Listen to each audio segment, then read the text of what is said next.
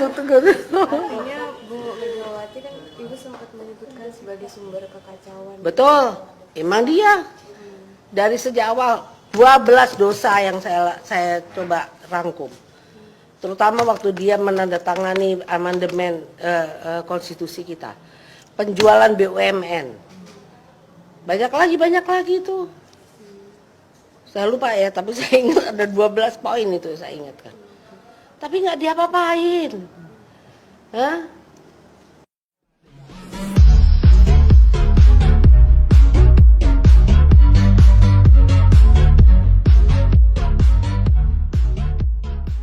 Saya sebetulnya juga bagaimana ya, merasa aneh juga gitu loh.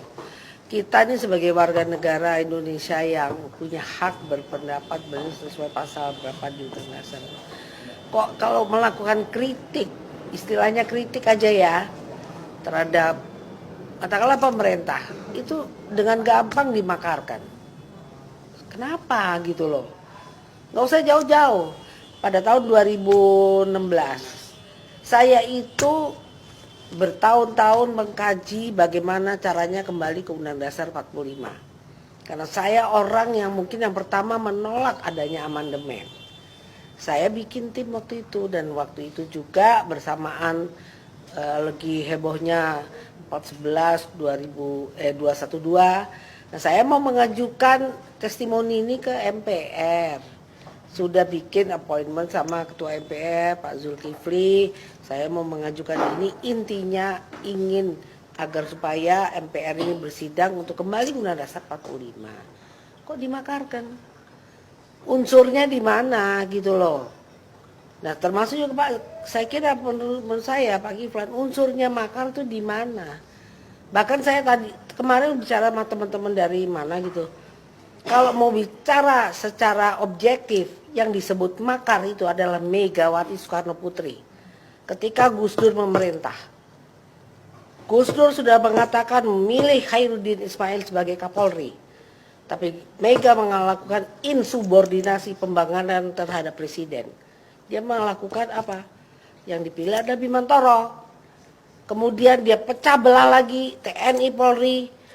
Moncongnya yang namanya waktu itu Jenderal Riamizar sebagai KSAD, saya ingat sekali karena saya ada di istana waktu itu sama Gus Dur. Itu moncongnya sudah diarahkan ke istana. Itu yang namanya makar, unsurnya masuk, menggunakan kekuatan bersenjata. Nah, sedangkan kami ini apa?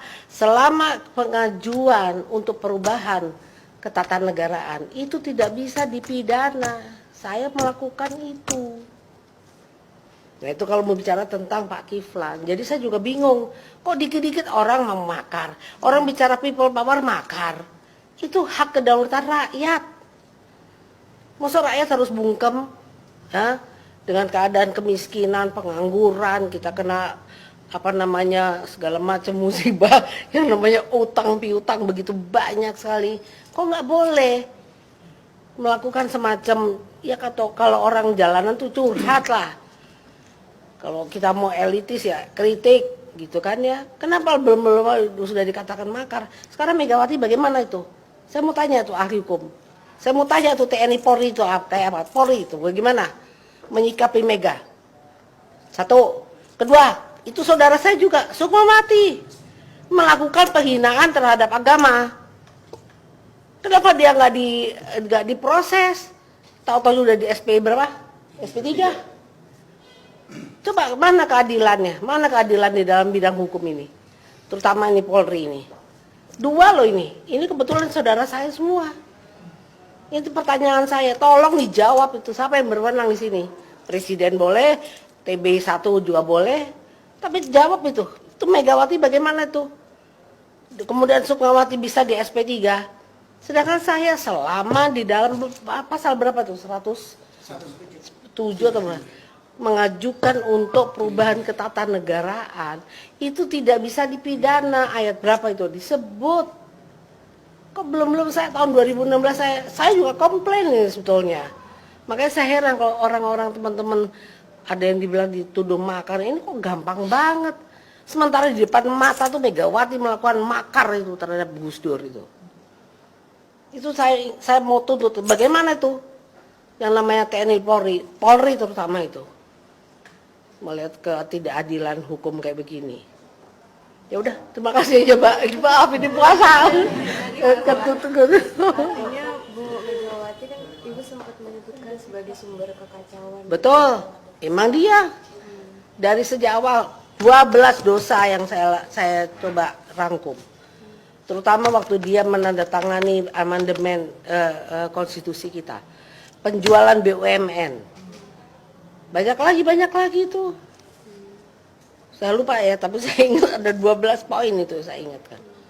Tapi nggak diapa-apain. Hah? Nah ini mana keadilan hukumnya di sini kemana? Kalau orang sekarang berteriak mengenai kita harus jurdil, itu hak negara dong, hak warga negara dong. Katanya kita negara hukum. Tapi kalau kita bicara tentang bagaimana ketidakadilan hukum langsung dituduh makar. Itu kan sangat apa ya? Ini saya nggak ngerti nih. Penguasa sekarang ini maunya apa ini kayak begini? Mau tidak kehilangan kekuasaan? Kekuasaan betul, tapi harus bicara tentang keadilan yang artinya yang jurdil, kejujuran dan keadilan, tidak berbuat dengan kecurangan. Ini mengajarkan kepada rakyat kita untuk tidak berbuat adil di sini. Akhirnya apa? Itu jargonnya komunisme tuh, Klassenstreit, vertikal. Ayo, yang namanya kelas bawah melakukan perlawanan terhadap kelas atas. Itu membuka peluang dari jargon-jargon komunisme itu. Kalau cara begini, ketidakadilan, kemiskinan itu membuka peluang ideologi komunisme masuk di negara kita, bukan urusan khilafah di sini. Khilafah udah selesai. Yang namanya pimpinan orang-orang yang katanya dulu mengadopsi atau merangkul pemikiran khilafah itu sekarang sudah ada di tempatnya Jokowi kok, di tempatnya Presiden Jokowi kok. Orangnya ada di situ kok. Kenapa harus tanya sama saya? Mbak-mbak juga bisa jawab itu. Ya, bisa dicek sendiri. Tapi itulah, ini peluang masuknya ideologi lain. Jadi jangan bicara Megawati tentang Pancasila. Ketidakadilan, kemiskinan, pengangguran dan lagi sebagainya. Dan ini adalah buah daripada amandemen menjadi demokrasi kita liberal kapitalistik nih. Ini nggak sesuai dengan ajarannya Bung Karno. Bahwa dia sadar gitu, makanya saya bilang itu biang kerusuhannya itu Mega. Dan ini membuka peluang komunisme tumbuh subur. Ketidakadilan, kemiskinan itu ladang subur. Itu Mbak.